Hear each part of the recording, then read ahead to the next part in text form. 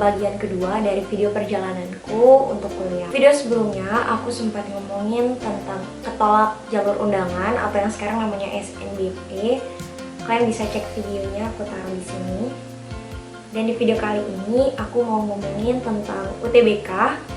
Jadi karena ketolak jalur undangan, otomatis aku daftar untuk ikut UTBK. Buat kalian yang kemarin dapat merah di pengumuman SNBP, ayo sama-sama kita berjuang karena aku pernah ngerasain ada di posisi itu. Jangan patah semangat, masih ada waktu buat belajar dan masih ada waktu untuk meraih PTN impian kita. Kenapa aku ikut UTBK 2 kali? Jadi itu berhubungan sama PTN impianku. Aku mau nge-highlight dan mau sharing ke teman-teman bahwa it's fine kok kita perjuangin itu sekarang. Mau gimana pun hasilnya, apakah nanti keterima atau ketolak, kita harus siap dengan pilihan kita. Jadi untuk kalian yang nyari tentang persyaratan, prosedur, atau teknis UTBK, itu nggak ada di video ini. Kalian bisa langsung aja baca di website LTMPT atau video lainnya. Banyak banget informasi tentang UTBK. Jangan males, intinya pokoknya jangan males. Ini buat kamu juga. Dan di sini aku mau ngejabarin 2 poin besar yang benar-benar aku belajar di tahun itu. Jadi pengalaman UTBK aku di tahun 2020, jadi ya aku lulusan tahun 2020. Setelah ketolak, kan udah punya akun tuh LTMPT, tinggal daftar aja UTBK-nya. Nah di situ karena pandemi, jadi adanya cuma TPS aja, seperti tahun ini. Jadi TPA-nya nggak ada. Itu aku kurang lebih belajar selama beberapa bulan, ikut les juga. Pilihan pertama aku, jadi waktu itu aku milih kedokteran di UGM, dan yang keduanya aku milih kedokteran di Universitas Mataram. Waktu itu aku mikir kalau ikut UTBK, kalau ketolak pilihan pertama, ya udah pilihan kedua itu kayak cuma ada doang gitu buat persyaratan. Kemungkinan buat keterimanya itu kecil banget, tapi ternyata it's possible untuk kita keterima di pilihan kedua itu cukup besar juga, sama seperti pilihan pertama. Jadi buat kalian bener-bener tentuin banget pilihan kedua itu bukan cuma ngelengkapin persyaratan daftar aja, tapi pilihan kedua itu sama pentingnya dengan pilihan pertama.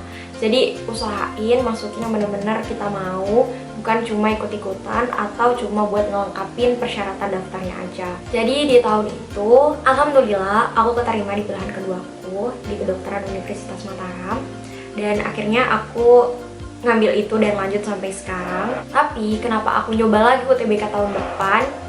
Karena aku tuh pengennya UGM. Aku tuh pengen banget masuk, pengen banget sekolah lanjut kuliah di UGM. Jadi aku mengerahkan kemampuanku lagi untuk belajar UTBK. Dan di tahun depannya itu ada TPA. Jadi mau nggak mau belajar lagi. Aku belajar hal penting untuk mulai memasrahkan hal-hal yang aku usahakan ini ke Allah. Jadi di tahun itu aku lebih pasrah, mau nanti hasilnya akan diterima atau ditolak. Yang penting aku udah berusaha sekuat tenaga, mencurahkan seluruh waktuku, dan tentunya aku izin ke orang tua. Walaupun awalnya emang gak diizinin karena ngapain sih coba lagi, padahal kan udah dapet jurusan yang dimau dan di tempat yang udah karena aku SMA-nya dulu di Mataram juga, di Lombok, dan terbiasa sama culture dan kehidupan di sini. Tapi namanya ego anak 18 tahun itu bener-bener membara-bara rasa ingin mewujudkan apa yang dia mau. Rasanya kalau nggak keturutan tuh masih bergejolak untuk melawan, untuk memaksakan. Dan di tahun itu aku mulai mempertanyakan ke diriku sendiri, sebenarnya aku tuh apa sih yang dicari, apa sih yang dimau. Dan di poin kedua, aku menyadari kalau ternyata gak semua orang yang mau kuliah harus punya kampus impian. Gak semua orang harus punya itu. Karena ternyata ada loh orang yang mau lanjut kuliah, ya udah ngikut aja mau di mana. Tapi kebanyakan yang aku tahu dan aku kenal, mereka fine-fine aja mau di mana. Yang penting mereka dapet jurusan yang bener-bener mereka mau dari SMA. Bahkan kebanyakan yang ngambil jurusan itu emang udah passion atau emang udah jadi minat dari dulu, dari kecil. Akhirnya dia lanjut kuliah ngambil itu. Dan ini juga buat kalian yang masih bingung, sebenarnya gue tuh mau kuliahnya di mana? Gak apa-apa kok, yang penting udah ada gambaran. Oh, gue tuh mau kuliah A. Misalnya gue mau lanjut kuliah hukum, udah jelas. Entah itu di kampus mana, sesuai domisili kah atau di luar. karena aku akhirnya ketemu banyak orang yang seperti itu juga. Beberapa di antaranya emang akhirnya milih yang sesuai sama domisilinya karena nggak mau jauh-jauh dari orang tua, atau ya emang udah nyaman aja sama tempatnya. Jadi nggak perlu lagi ada adaptasi sama budaya-budaya baru di tempat itu. Dan untuk sekarang aku akhirnya enjoy sama kuliahku karena aku tahu tujuanku apa, aku tahu aku ini maunya apa, dan itu udah sesuai sama kuliah yang aku jalani sekarang.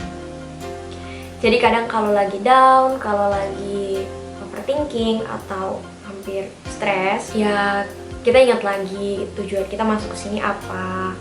Ada orang tua juga yang harus kita banggain, ikut berjuang sama kita sampai kita akhirnya bisa kuliah, dan nikmatin deh ritmenya. Kadang kita cuma butuh tahu apa yang kita mau, tapi jangan terlalu keras ke diri sendiri. Buat yang lagi belajar UTBK, semangat, pasti bisa kalau dapet hijau, pasti bisa dapet selamat, dan pasti bisa lanjut ke PTN impian. Mungkin itu aja untuk video kali ini. Bye bye.